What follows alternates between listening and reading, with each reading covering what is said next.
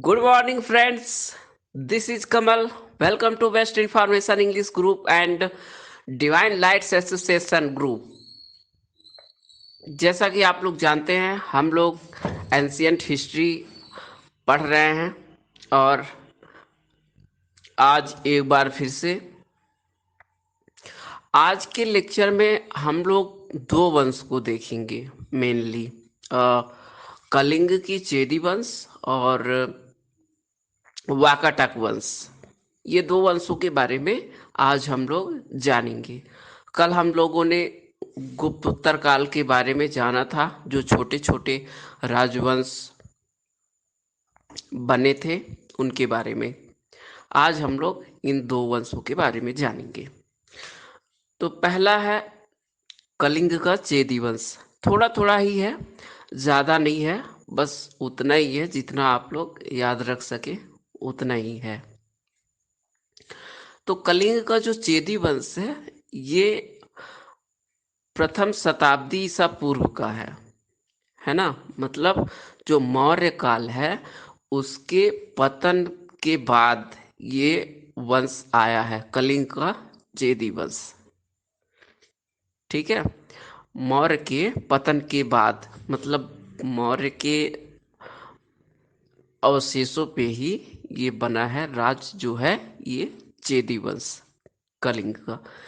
तो इसका संस्थापक जो है वो है महामेघ वाहन, है ना। इसके संस्थापक का नाम है महामेघ वाहन। और इसका जो सबसे शक्तिशाली शासक था वो था खारवेल। आप लोगों ने नाम सुना होगा खारवेल की। ठीक है, तो कलिंग आप लोग जानते हैं कि उड़ीसा के आसपास के क्षेत्रों को कहा जाता है कलिंग। तो यहाँ का राजा था खारवेल, शक्तिशाली राजा था। जो खारवेल था इसने उदयगिरी पहाड़ी के पास एक अभिलेख लिखवाया था, जिसको हाथी गुम्फा अभिलेख के नाम से जानते हैं। आप लोग जानते होंगे या फिर आप लोगों ने नाम सुना होगा हाथी गुम्फा अभिलेख। तो ये जो अभिलेख है ये तिथि रहित अभिलेख है। तिथि रहित का मतलब ये हुआ कि इसमें कोई तिथि नहीं वर्णन है, मतलब इसमें तिथि नहीं डाली गई है। और इसके अलावा इस अभिलेख में भारत नाम पहले मिलता है। भारतवर्ष का नाम किस अभिलेख में मिलता है सबसे पहले, तो वो है हाथी गुम्फा अभिलेख। ठीक है, दूसरी चीज, जो सबसे पहले अभिलेखीय साक्ष्य है नहरों का, कि नहर किसने बनवाया है, तो वो भी सबसे पहला अभिलेख कौन सा है, वो खारवेल का हाथी गुम्फा अभिलेख है। उसमें बताया गया है नहरों के बारे में कि उसने नहर भी बनवाई थी। ठीक है, और कलिंग जो था वो प्रसिद्ध था हाथियों के लिए। ठीक है, तो इतना बात आप लोग को इस वंश के बारे में ध्यान रखना है। ठीक है, अब अगला वंश है हम लोग का वाटाक वंश। ठीक है, वाकाटक वंश, वाकाटक। ठीक है, वाटाक वंश का जो संस्थापक था वो था बिंध शक्ति। बिंध शक्ति वाकाटक वंश का संस्थापक था पुराणों के अनुसार।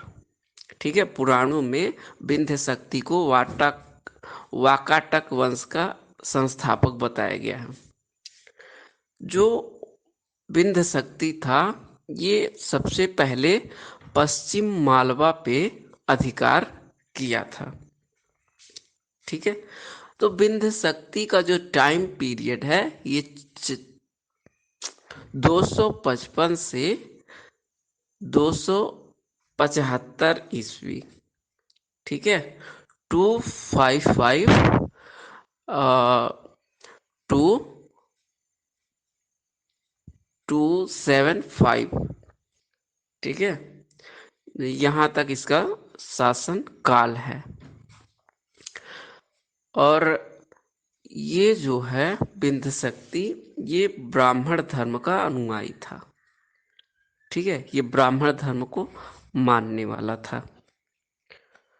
वाटक वंश में देख लेते हैं तो वाटा वाकाटक वंश जो है ये बहुत ज़्यादा फेवर करता था ब्राह्मण धर्म को, है ना। इस वंश को वैदिक धर्म का प्रचार प्रसार दक्षिण में करने के लिए जाना जाता है। मतलब इसने दक्षिण में वैदिक धर्म का प्रचार प्रसार किया। वाकाटक की जो राजधानी थी वो थी विदर्भ, आज उसको बरार कहते हैं।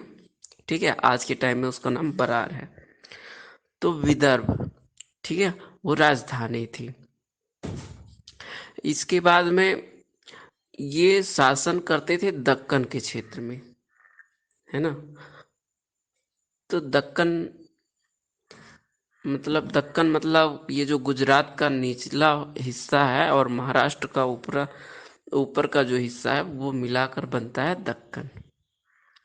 ठीक है, तो वहां पे इनका शासन था। जो अगला शासक होता है वाकाटक वंश का वो रहता है प्रवरसेन प्रथम। ठीक है, प्रवरसेन प्रथम रहता है।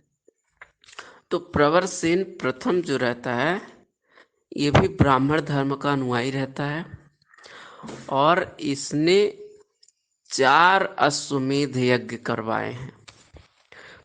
कितने करवाए हैं? 4 अश्वमेध यज्ञ। अश्वमेध यज्ञ आप लोग को पता होगा कि जो राजा रहता है वो एक घोड़े को छोड़ता है और जहाँ तक वो घोड़ा जाता है वहाँ वहाँ उसको जाने दिया जाता है। अगर कोई पकड़ लेता है तो उसके साथ युद्ध करना पड़ता है।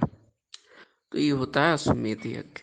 आप लोगों ने रामायण में सुना होगा, लव कुश कांड में लव कुश ने पकड़ लिया था राम जी के घोड़े को, है ना। उसके बाद इन्होंने 4 अश्वमेध यज्ञ करवाए थे। इसके अलावा वाजपेयी यज्ञ भी करवाया था। ये था प्रवरसेन प्रथम। तो प्रवरसेन प्रथम की जो टाइम पीरियड है ये है 275 से 335 335 ईस्वी। 275 से 335 335। ठीक है, इसके बारे में इतना ही जानना है। उसके बाद आता है रुद्रसेन प्रथम।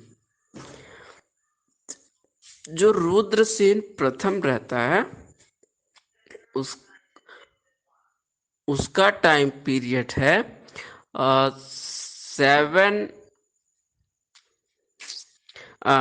335 से 360। ठीक है, 360 तक इसका टाइम पीरियड है रुद्रसेन प्रथम का। तो इसने क्या किया? बेसिकली इसने कुछ नहीं ज़्यादा किया था। इसने किया था जो गुप्त काल है, गुप्त वंश है, इसी के समकालीन है गुप्त वंश। आप लोग जानते होंगे समुद्रगुप्त टाइम पीरियड भी यही के आसपास है ना। तो इसने मैत्रीपूर्ण संबंध बनाए गुप्त काल से, गुप्त वंश से इसने मैत्रीपूर्ण संबंध बनाए।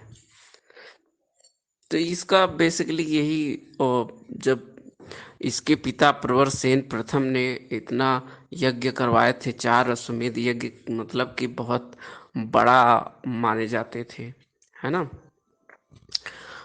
तो इसने जो रुद्रसेन प्रथम है ये मेनली मैत्रीपूर्ण संबंध केवल बनाए।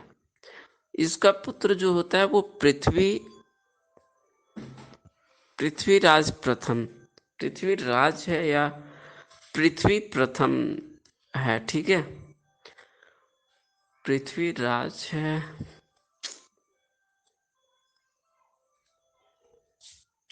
पृथ्वीराज प्रथम। ठीक है, आप लोग ये ऐसे ही समझिए। पृथ्वीराज प्रथम बेसिकली ये कला और संस्कृति का संरक्षक था। और जो रुद्रसेन प्रथम था ये शैव धर्म का अनुयायी था। ठीक है, आप लोग को याद रखिएगा। और जो पृथ्वी राज प्रथम है ये अपने पुत्र का शादी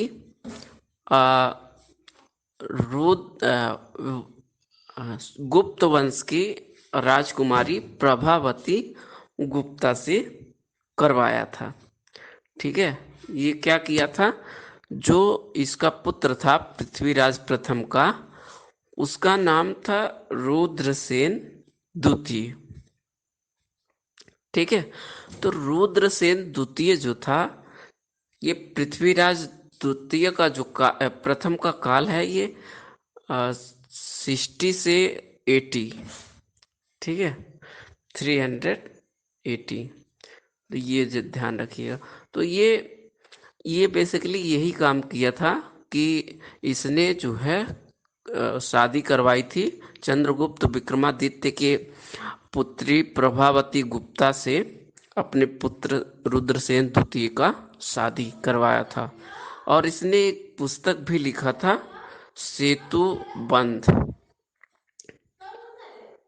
ठीक है, इसके बाद आता है रुद्रसेन द्वितीय। तो रुद्रसेन द्वितीय जो रहता है, आप लोगों ने पृथ्वीराज का टाइम पीरियड 360 से 380 देखा, उसके बाद 385 है, सॉरी 385 है इसका। तो फिर रुद्रसेन द्वितीय आता है। तो रुद्रसेन द्वितीय के बारे में आप लोग से मैंने बताया था कि चंद्रगुप्त द्वितीय के साथ में इन्होंने सबको के साथ युद्ध भी किया था, आप लोग को पता होगा। और जो रानी प्रभावती गुप्ता हैं, इनके प्रभाव में आके रुद्रसेन द्वितीय ने शैव धर्म अपना लिया। ठीक है, इसके पहले बौद्ध धर्म को अपनाया था। तो ये रुद्रसेन द्वितीय जो है ये ज्यादा दिन तक जीवित नहीं रह पाया, इसकी अकाल मृत्यु हो गई 390 ईस्वी में। ठीक है, 390 ईस्वी में रुद्रसेन द्वितीय की अकाल मृत्यु हो गई। तो आप लोग जानते हैं प्रभावती गुप्ता के बारे में, इन्होंने पूना ताम्रपत्र लिखवाया था। ठीक है, तो जो प्रभावती गुप्ता हैं इनके दो पुत्र थे, एक दिवाकर सेन और दूसरा दामोदर सेन। तो जब इनके पिता की मृत्यु हो गई रुद्रसेन द्वितीय की, तो दोनों बालक जो थे, उनके पुत्र जो थे रुद्रसेन के, वो दोनों पुत्र जो थे नाबालिग थे। ठीक है, तो नाबालिग राजा बनने योग्य नहीं थे। तो प्रभावती गुप्ता ने सिंहासन पर दिवाकर सेन को बैठाकर उसके संरक्षिका के रूप में शासन कार्य किया या शासन चलाया। ठीक है, प्रभावती गुप्ता जो थी वो शासन चला रही थी दिवाकर सेन को गद्दी पर बैठा के संरक्षिका के रूप में। शासिका और संरक्षिका में आप लोग डिफरेंट नहीं जानते होंगे, शायद बहुत लोग नहीं जानते होंगे, तो हम बताते हैं। जो शासिका होती हैं वो पूरा मतलब अपने नाम से शासन करती हैं। जैसे मान लीजिए कि हम हैं, तो हम आपको पढ़ा रहे हैं। ठीक है, मतलब मेरा शासन है। अगर हम नहीं पढ़ा के कोई और कोई और पढ़ा रहा है, तो वो क्या हुआ, वो मेरा चैनल है केवल, लेकिन पढ़ा कोई और रहा है तो वो मेरे हिसाब से काम कर रहा है ना, मेरे हिसाब से काम कर रहा है। तो उसी तरह दिवाकर सेन जो है वो नाबालिग है, तो उनके संरक्षिका के रूप में वो शासन कर रही हैं। मतलब नाम तो दिवाकर सेन का है, लेकिन काम जो पूरा करती हैं वो उनकी माता करती हैं, क्या नाम है उनका, प्रभावती, हाँ प्रभावती गुप्ता करती हैं। ठीक है, तो ये संरक्षिका होता है और शासिका, आप लोग समझ गए होंगे कि शासिका अपना खुद का रहता है और किसी के अंडर में जब काम करते हैं वो संरक्षिका। ठीक है। तो जो दिवाकर सेन हैं, इनकी भी मृत्यु हो जाती है 403 ईस्वी में। मतलब 13 साल तक शासन किया इन्होंने, उसके बाद इनकी भी मृत्यु हो गई। फिर आते हैं दामोदर सेन, उनका जो दूसरा पुत्र रहता है। ठीक है। तो ये दामोदर सेन जो रहते हैं, ये 440 ईस्वी तक शासन करते हैं। इन्हीं का नाम दामोदर सेन ना पढ़ के प्रवर सेन द्वितीय पड़ता है। इन्होंने अपना नाम किसके नाम से शासन किया? तो क्या नाम, प्रवर प्रवर सिंह प्रथम था ना, तो प्रवर सिंह द्वितीय है ये। प्रवर सिंह द्वितीय के नाम से इन्होंने शासन किया। ठीक है। तो ये भी क्या किए, इनका जो पुत्र था, बेसिकली ये जो किए थे काम, इनका जो पुत्र था नरेंद्र सिंह, उनका शादी इन्होंने कुंतल वंश की राजकुमारी अजीत भट्टारिका से कराया था। इसने यही काम किया था। ठीक है। इसके बाद आते हैं नरेंद्र सिंह, 440 से 460 तक। ठीक है। तो ये नरेंद्र सिंह जो रहते हैं, इनके टाइम पीरियड में नल एक वंश रहता है, उनका राजा रहता है भावदत्त वर्मन। उसने आक्रमण कर देता है वाकाटक वंश पे। इसके पहले किसी का आक्रमण नहीं होता है इतने टाइम में, पहली बार आक्रमण होता है नरेंद्र सिंह के टाइम में, जो रहता है भावदत्त वर्मन। ये पहले तो हार जाते हैं किसी तरह से नरेंद्र सिंह, लेकिन बाद में जीत जाते हैं। इसके बाद आते हैं, इनके बाद आते हैं पृथ्वीराज द्वितीय। तो पृथ्वीराज द्वितीय जब आते हैं तो इनके टाइम में और भी नल जो रहते हैं और भी आक्रमण करते हैं। और अ, बस इतना ही आप लोग को ध्यान रखना है कि नरेंद्र से पृथ्वी सेन जो है, ये बेसिकली अंतिम राजा है जो थोड़ा लंबे टाइम तक शासन किए हैं। ये भी 480 ईस्वी तक शासन किए हैं। तो आई होप कि आप लोग समझे होंगे। अगर नहीं समझ पाते हैं तो फिर आप ऑडियो मैसेज के द्वारा बता सकते हैं। तो थैंक यू दोस्त, ऑल द बेस्ट, पढ़ते रहिए, आगे बढ़ते रहिए।